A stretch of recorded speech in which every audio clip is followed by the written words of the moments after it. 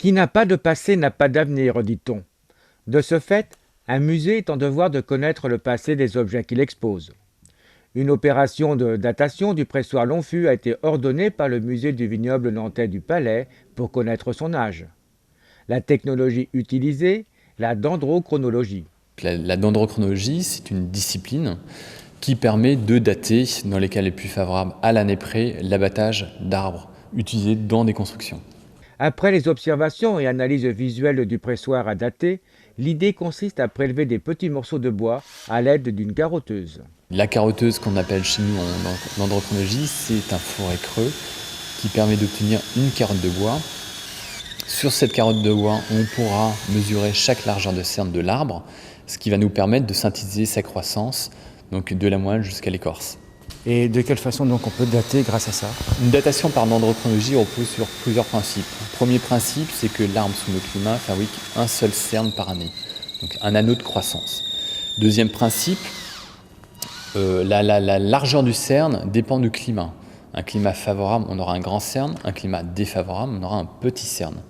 Si on mesure chaque largeur de cerne de la moelle jusqu'à l'écorce, on obtient par principe une série de largeurs de cerne, une suite de largeurs de cerne qui n'est pas reproductible dans le temps, puisque le climat n'est jamais le même d'une année sur l'autre. Donc ça va correspondre à une période donnée pour une région donnée, puisque le climat n'est jamais le même d'une région à une autre. Et quelle est l'utilité de savoir? Alors déjà, la dendrochronologie, ça permet de remettre en valeur le patrimoine. Ça permet de dater tellement précisément les choses que ça permet de toucher à grande histoire. Pour ce pressoir Longfus, de savoir s'il a été construit en 1830, ça peut révolutionner aussi l'histoire de la technologie. Apparemment, on ne sait pas trop vers quelle année était construit ce pressoir Longfus.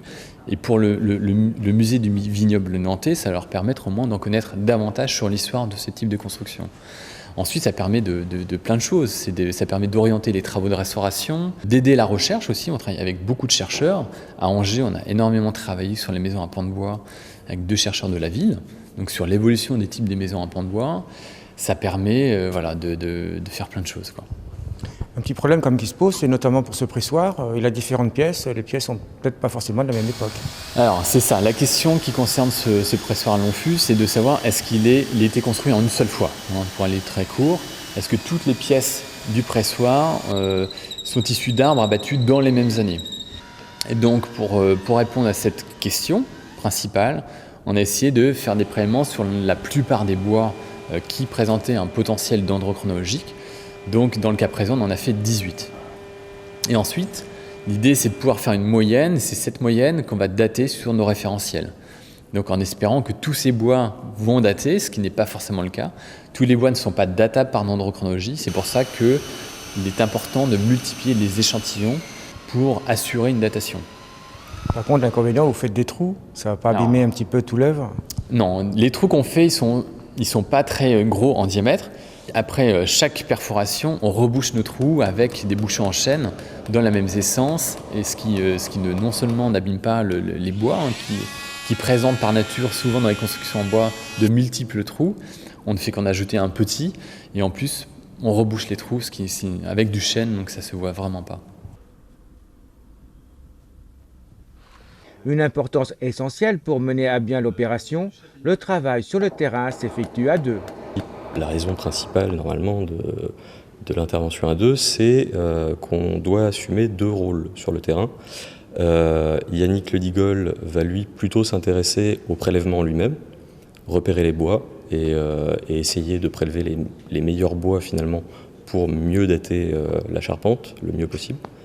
Moi, je vais m'occuper plus de l'enregistrement, c'est-à-dire, comme tout un chacun en archéologie, le rôle principal de l'archéologue, c'est d'enregistrer tous les détails, toutes les informations qui seront nécessaires à la bonne compréhension des structures du site archéologique.